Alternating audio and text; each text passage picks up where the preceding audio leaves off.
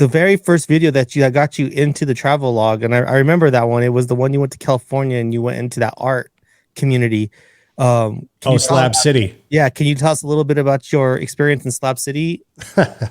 Slab City is well, let's put it this way. It is it's an interesting place because Slab City, kind of the history behind it, it used to be a military base. It was a military base up until after World War II. And then the military pulled out of there and they left all these huge concrete slabs. And it's out in the, I think it's Imperial Valley, California, near the Salton Sea. And so it's very destitute, very hot. I'm talking maybe even hotter than Phoenix. And it is literally in a middle of nowhere. So it's a very destitute area. Nobody wants to take responsibility for it. But anyway, they left all these big concrete slabs out there. So people started just pulling their RVs or whatever they could pull in and parking them on the slabs. And they would squat there because there's no taxes. There's no law. There's really nothing. And so, but there is no running water. There's no sewer, anything like that either. So in that regard, it's kind of filthy, you know. But these artists kind of moved in there and they started building little art colonies, right? Because, you know, when in the 60s and the 70s, when all the hippies and all those people were kind of coming across and they were just kind of starting to shack up there. But the problem is today, it's become kind of a sketchy place. There's a lot of drug addicts there. There's a lot of people that are kind of maybe running from the law, maybe hiding from the law. And they're just kind of living over there, squatting over there. So people have to ship in their own water. They've got to get rid of their trash. There's just trash everywhere. Would you recommend somebody going out there to go travel out there, or is it too sketch? I would visit only during the day. I would not go to Slab City at night. It's kind of hard to see. There's some pictures, but this is called, I forget what it's called. Salvation Mountain, I think is what it's called. And this is an artist, he built this, and every day they're repainting this Salvation Mountain because the sun just destroys the paint. But this is all hay bales covered in mud, maybe hay bales covered in mud and then painted over it. And so this was obviously dedicated to God. It's very colorful. A lot of it is starting to collapse and to fall in. So you used to be able to walk all over it. You used to be able to walk on top of it. And there was different areas over here to the right side where you could kind of go in little tunnels and things like that. But they have it all shut off because it's starting to cave in. But pretty cool place. I mean, so that's worth going to see. And that's the first thing that you actually come to when you come into Slab City. You come into a little hut on the right that says, you know, welcome to Slab City, the last free place on earth, whatever. But then the very first attraction you come to is this Salvation Mountain, which is really cool. Like I said, it's really cool. You can give donations there's no entrance fees or anything like that, but you can give a donation to help support Salvation Mountain because this artist, the original artist, died, but the people that have taken it over are constantly painting it and keeping up with it. And so it's pretty cool. Does it look the same, or do they paint different colors, different designs on that, or do you know? Different design, like do they change it? Yeah, do they change it, or is it always the same and just bright, refreshing the colors? I think I'm not 100% sure of. Like I know like the main, like the heart and all that has always stayed the same from my understanding. I don't know if they changed. These are supposed to be waterfalls back here with like a tree and all this type of stuff. But I don't know if it changes as far as the designs. I don't know. It could it could maybe.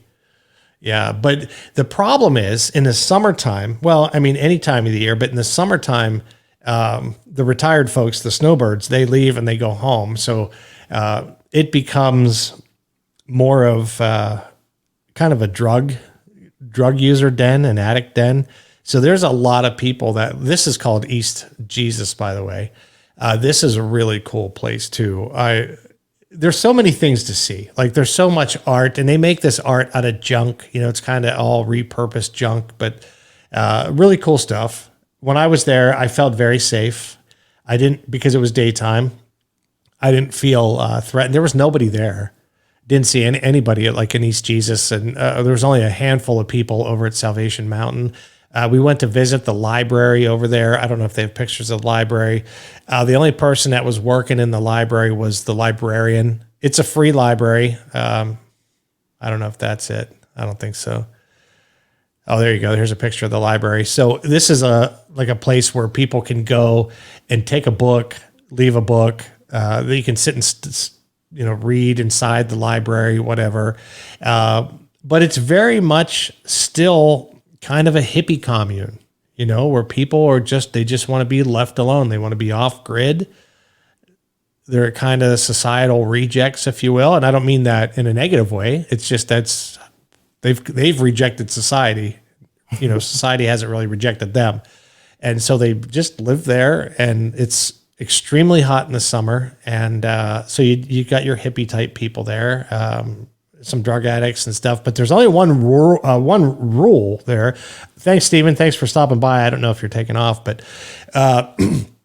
there's only one basic rule there that if you mess with other people's stuff, the town, the group of people, they're going to get together and they're going to burn your place down. Wow. So don't mess with other people's stuff. Don't go in and try to steal somebody else's water. Don't try to steal somebody else's food. Don't try to steal someone else's lawn chair, anything like that. Because if you get caught, and you will, because there's eyes everywhere, the town gets together and they will come to your slab and they will burn everything down. And it would be it'd be best if you left at that point. Yeah. So keep it at 100. Huh? Yeah, exactly. So there's one of those tunnels that used to be open at Salvation Mountain, but unfortunately it's not open anymore. But there's like creepy stuff. Like I saw this car.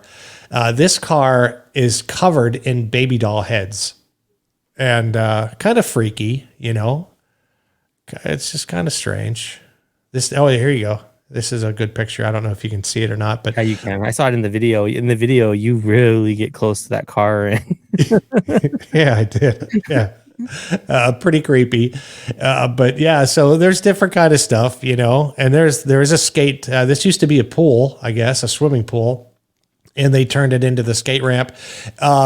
There used to be like a coffee shop up there or something like that, that people would hang out. Well, whoever owned the coffee shop, I guess, pissed off the wrong people, but they burn it to the ground. So that happens a lot up there. Like you'll drive up there and you'll just see so many places that are burned out. This is that I was telling you about that little building. When you first pull in, it says almost there, but this changes all the time. People change what these buildings say all the time. But there's a good shot of Salvation Mountain right there. That's a pretty good shot. That's crazy. I can't believe when you told me you were going up there and you told me that that's what it was. I was like, I don't know if John's coming back.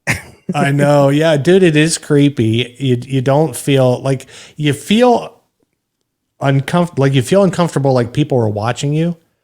I didn't feel threatened per se, but everything that I've read and everyone, I've watched a lot of videos. Here's another good picture of one of those concrete buildings there.